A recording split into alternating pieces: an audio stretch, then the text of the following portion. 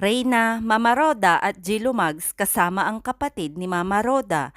Nagbigay ng tulong at tumawid pa ito ng dagat upang sa ganun ay makapagbigay sila ng mga tulong sa mga batang nangangailangan doon sa Barangay Sola.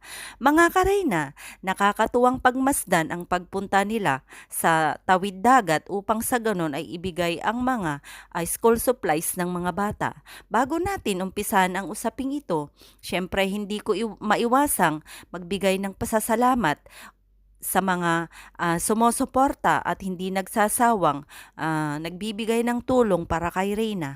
Maraming salamat sa lahat ng OFWs, senior citizens, individuals, saan man tayo lupalop ng mundo. Sana ay nasa mabuti tayong kalagayan. Sana ay nandyan pa rin tayo, sumusubaybay at nag-aabang sa mga uploads at updates patungkol kay Reyna. Mga kareyna, makikita natin ang saya ng kapatid ni Ate Roda na talaga namang siya ang nag-toastmaster doon sa mga bata upang ihatid ang kanilang mga tulong sa mga bata sa Barangay Sola. Nandun din kung saan ay nagbigay sila ng merienda at tuwang-tuwa ang mga bata habang sila ay nagdi-distribute ng mga pangangailangan nila sa pag-aaral. Alam ko na maraming natuwa sa inupload ni Mama Roda kung saan ay nagbigay sila ng tulong sa mga bata. At alam natin na kahit papano ay nandun si Reyna, masaya na tayo kahit saglit lang itong ipinapakita. Pero makikita natin kay Reyna na tila bang pagod ito dahil nga sa init ng panahon, at syempre makikita natin na nandun na nakaupo lang ang dalaga ngunit masaya na tayo. At syempre meron ding time na talaga namang nagbigay or nag-abot siya ng tulong or ng mga school supplies sa mga bata.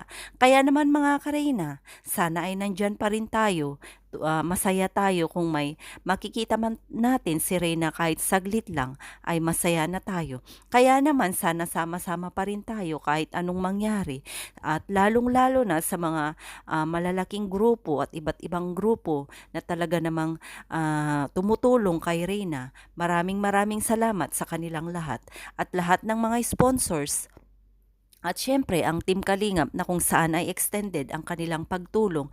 Kahit wala sila doon, ay nagbibigay sila ng tulong sa mga nangangailangan sa kanilang mga grupo. Mga kareyna, sana ay patuloy pa rin nating ipanalangin si Reyna. At syempre, nandyan lang tayo. Hindi tayo susuko para sa dalaga. Katulad nga ng ating pinupush patungkol kay Reyna, na sana nga ay madala na ito sa Maynila upang sa ganun ay may pasuri ang kanyang nararamdaman, dahil makikita natin na nandun pa rin ang mga mannerism ni Reyna na makikita natin na minsan ay nagsasalita pa at natutulala pa ito. Kaya naman sana sa lalong madaling panahon ay maipagamot na ito at tuluyan ng gumaling. Sana ay magawa na nga ito sa lalong madaling